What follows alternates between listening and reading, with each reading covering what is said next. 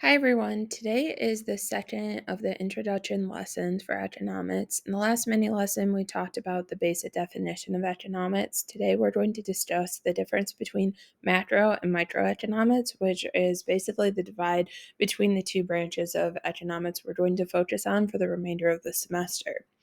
Macro and microeconomics is something you'll hear me talk about a lot because a majority of the learning targets, as well as the lessons, are a breakdown between the two, where we'll spend some time talking about how the topic relates to macroeconomics, and then we'll take some time talking about how the topic relates to microeconomics.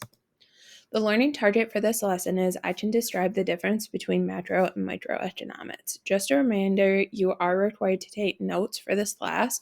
When you finish your notes, you either need to upload the document if you took them digitally, or you need to upload a picture of your notes so then I can give you credit for the assignment. So first of all, we're going to talk about macroeconomics. So macroeconomics is looking at economics or the economy from the big picture. Generally, it's focusing on a country-wide analysis of the economy. Sometimes it's even looking at the world as a whole.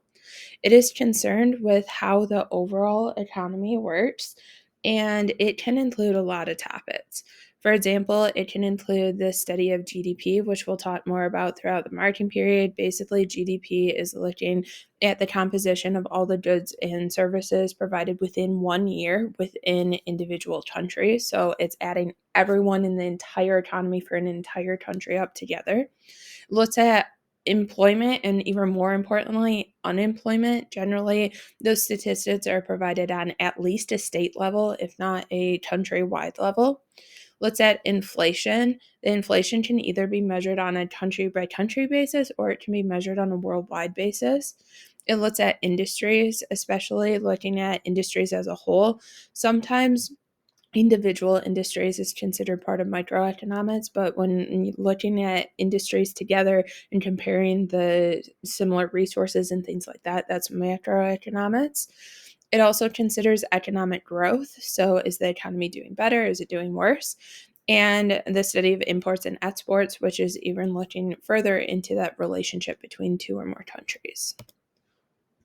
Microeconomics is looking at a more simplistic view of the world. So it's the little picture of economics. It's generally studying things on an individual level, so looking at individual players within a market, or it's looking at individual companies or businesses. It is especially focused around the concepts of supply and demand, which is one of our major targets for this entire curriculum.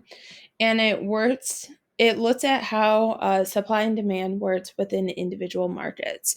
So generally, when looking at supply and demand, you're looking at one specific product and you're looking at how many people want that one specific product.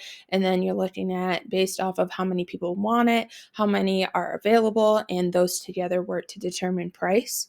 So it considers the allocation of resources, which is really looking at how people get the resources they need for basic survival or the resources that they want. So this can be things like food, it can be things like natural resources, it can be things like gasoline. It really just depends. It looks at prices. When you're looking at prices, you're looking at prices of individual products or individual services instead of prices in the entire economy. It looks at trade for specific products. It considers taxes and how those taxes can impact individual businesses or individual people. It can also look at the impact of the regulations and government legislation on individuals or individual businesses. This is considered a bottom up approach, and it takes into consideration human choices, decisions, and allocation of resources, and does not take into consideration market forces. So, for example, if it's looking at the choices that individuals are making within an economy, it's not going to take into account things like inflation or things like unemployment rates or any of those things that were listed on the previous slide. So, why study these separately? Why do we even create this division between macro and microeconomics if in reality it's all a part of the economy? Well, until the Great Depression in the 1930s, this division between macro and microeconomics didn't ever exist. It was just talking about the economy, and it was considering the organization of production, distribution of goods and services, and consumption of goods and services. And those are all things that can impact both microeconomics and macroeconomics.